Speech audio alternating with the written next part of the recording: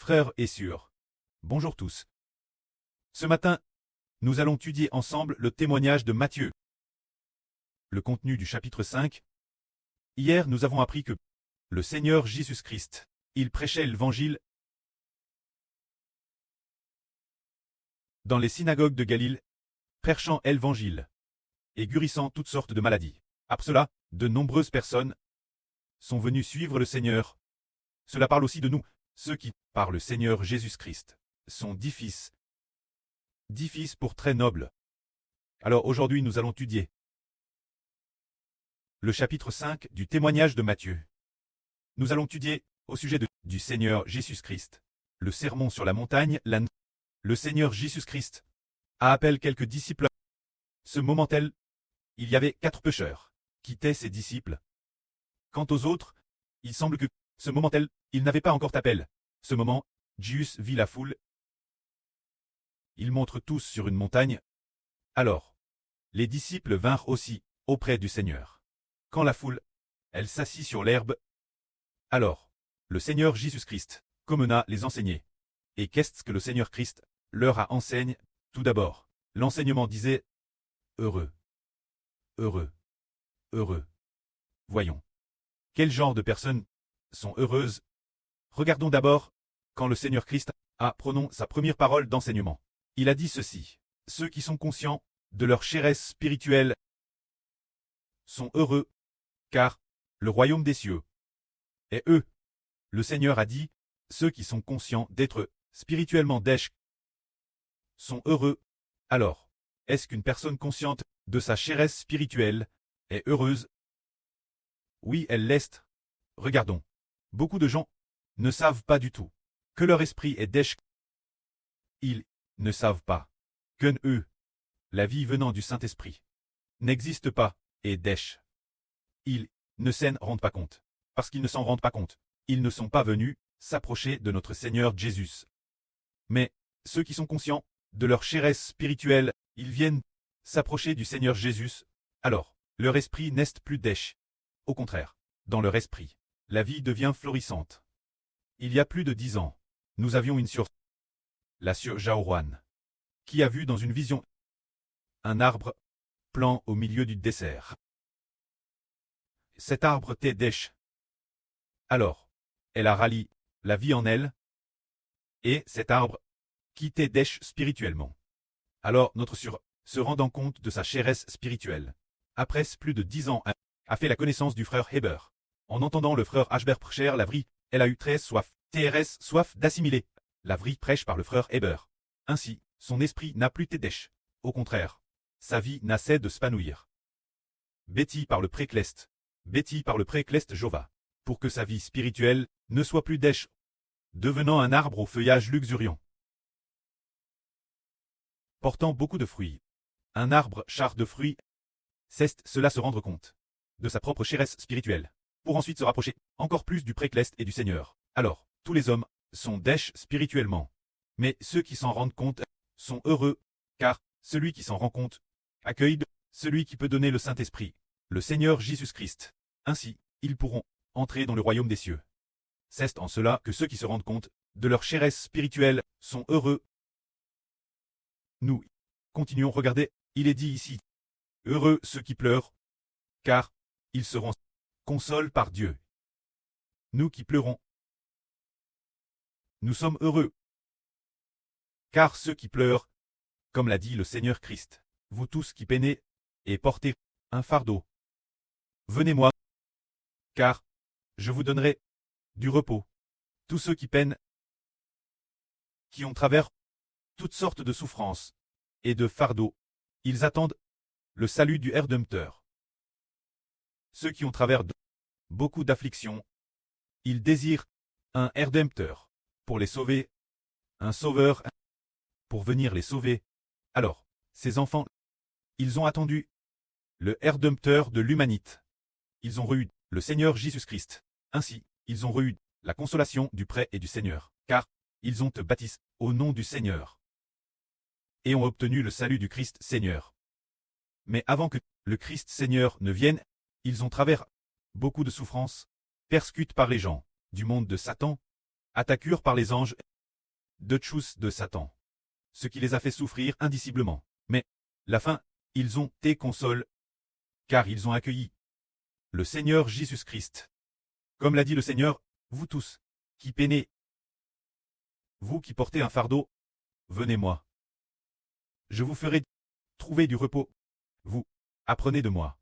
Prenez mon joug, et ainsi vous trouverez le repos. Alors prendre le joug du Seigneur, c'est croire au nom du Seigneur Christ. Savoir que nous sommes de plaques sous le nom du Seigneur. Que nous ne nous appartenons plus, mais appartenons au nom du Seigneur Christ. Jésus devient notre Seigneur, nous prenons le joug de Jésus.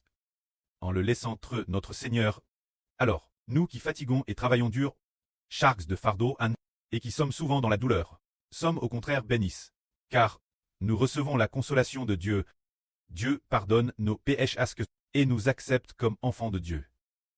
Ces personnes qui fatiguent et travaillent dur sont finalement bénies. Heureux les doux. Car, ils hériteront de la terre.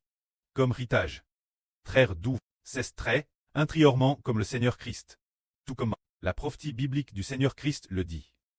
Venez, suivez-moi. Car je suis doux et humble de cœur.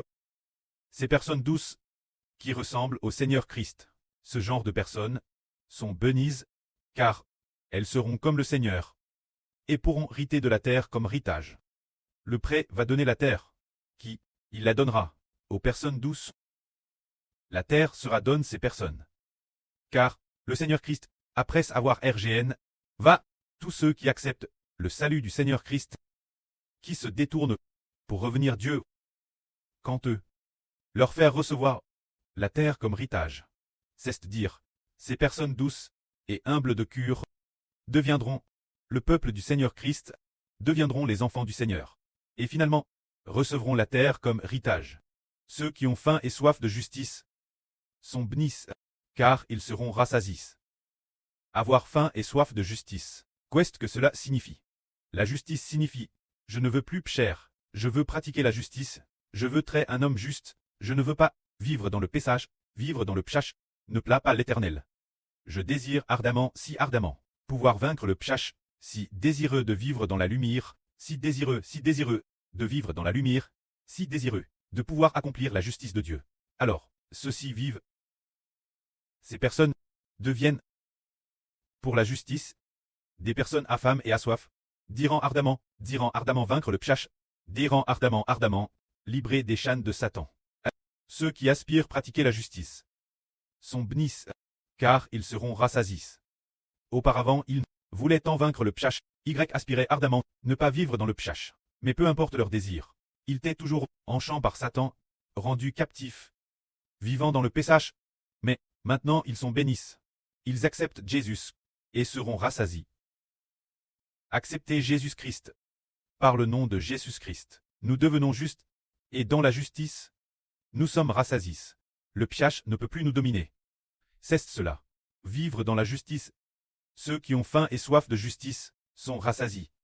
Tout comme nous, ces enfants, qui ne voulons plus vivre dans le péchage, mais voulons seulement vivre dans la lumière de Dieu. Ce que nous ne pouvions pas faire auparavant. Mais maintenant en invoquant le nom de Jésus-Christ, nous sommes plus que vainqueurs. Il est par ici de... Oui. 4 bénédictions. 4 heureux. Expliquons un peu. Ces 4 heureux, d'où viennent-ils? Ils viennent tous de Jésus-Christ. Par exemple, le premier réalisé que l'on est pauvre en esprit. Heureux, car le royaume des cieux est eux. Ceux qui réalisent qu'ils sont pauvres en esprit. C'est proclamer le nom du Seigneur Jésus. C'est accepter le salut du Seigneur Jésus-Christ. Alors leur esprit n'est plus dèche. Mais l'Esprit Saint eau de vie nous arrose, et graisse au nom de Jésus-Christ. Grâce au nom de Jésus-Christ. Notre esprit n'est plus seul, il est dit ici. Heureux les affligés, car ils seront consolés par Dieu. Alors, les affligés, pour quelle raison reçoivent-ils la consolation de Dieu? Parce que nous acceptons le salut du Seigneur Christ. Auparavant, Dieu ne nous consolait pas. Mais maintenant, il nous console, car s'il n'y avait pas de consolation avant, c'est parce que nous étions pigs par le péchage. Vivant dans le péchage, maintenant nous proclamons le nom du Seigneur Christ. Proclamer le nom du Seigneur, appartenir au nom du Seigneur, apporte la rédemption. Nous sommes rachetés, alors, le pré nous console. Essuie nos larmes, pour que nous ne vivions plus comme avant, dans le PSH. Heureux les doux, car ils hériteront de la terre. Ceux qui regardent vers le Seigneur qui, comme le Seigneur, sont doux et humbles de cœur, parce qu'ils ont appris du Seigneur. On accepte le salut du Seigneur, tout comme le Seigneur. Des personnes douces seront bénies, car de telles personnes hériteront finalement de la terre et, alors, l'héritage de la terre est par le Seigneur Jésus-Christ, qui nous est donné. Ceux qui ont faim et soif de justice, finalement, seront rassasiés, ils sont bénis. D'où cela vient-il? Cela vient de le Seigneur Jésus-Christ. Nous pouvons accomplir la justice parce que nous croyons en le nom du Seigneur Jésus-Christ et obtenons la justice. Comme le dit la Bible, justifie par la foi. Avant, nous aspirions la justice. Si assoif de justice, si désireux de vaincre le pchash, une fois, le frère Ashbert aspirait tellement, ne plus cher Louis-me, alors, il a vers beaucoup de larmes. Mais, ensuite, il a vraiment été victorieux. Ainsi pour la justice, avoir faim et soif est une bénédiction. Parce que, croyant au nom du Seigneur Jésus, et en temps bâti sous le nom du Seigneur. Maintenant, nous sommes plus que vainqueurs. Chaque jour, nous pouvons proclamer le nom du Seigneur Jésus-Christ. Nos chants de proclamation seront bientôt publiés. Une fois publiés, dans chaque session, il y aura des chants proclamant le Seigneur. Chaque fois que l'on proclame, par exemple, dans les chants il y a « Au nom du Seigneur Jésus-Christ ». Nous proclamons au nom du Seigneur Jésus-Christ, nous proclamons au nom du Seigneur Jésus-Christ. Dans chaque chanson, il y a la proclamation du nom du Seigneur Christ. Ce que l'on proclame, on l'obtiendra. C'est ce que le Seigneur Jésus-Christ a promis. Avoir faim et soif de la justice du Seigneur. Nous proclamons qu'au nom de Jésus-Christ, nous obtenons la justice, et nous l'obtiendrons sûrement. Nous proclamons le nom de Jésus-Christ, qu'au nom du Seigneur Jésus-Christ, nous sommes plus que vainqueurs, et nous l'obtiendrons sûrement. Cela signifie que nous désirons surmonter nos propres faiblesses. On a jusqu'en avoir faim et soif. Alors, si nous proclamons, nous serons plus que vainqueurs. Comme il y a un demi-mois, le frère Ashbert a conduit un groupe de frères et sœurs proclamés. Après la proclamation, nous avons tous été plus que vainqueurs. Depuis un demi-mois. Ah, c'est ainsi. Ensuite, comme le frère Ashbert, n'êtes pas à le voir les frères et sœurs. Les frères et sœurs ne savent pas encore très bien proclamer. En fait, chaque fois que nous sommes faibles, nous proclamons le nom du Seigneur Christ, et nous sommes plus que vainqueurs. Ensuite, nous avons oui, il est possible qu'il y ait plus de 200 chansons. Il devrait y avoir 400 chansons, qui sont des chants de proclamation, pour en faire des mélodies de louange, et aussi en faire oui, des chants de célébration. Ainsi, frères et sœurs, dans chaque veille, il y a des chants de proclamation, qui proclament le nom du Seigneur Christ. Ce que nous proclamons, nous l'obtiendrons. Que la gloire soit auprès et au Seigneur. Amen.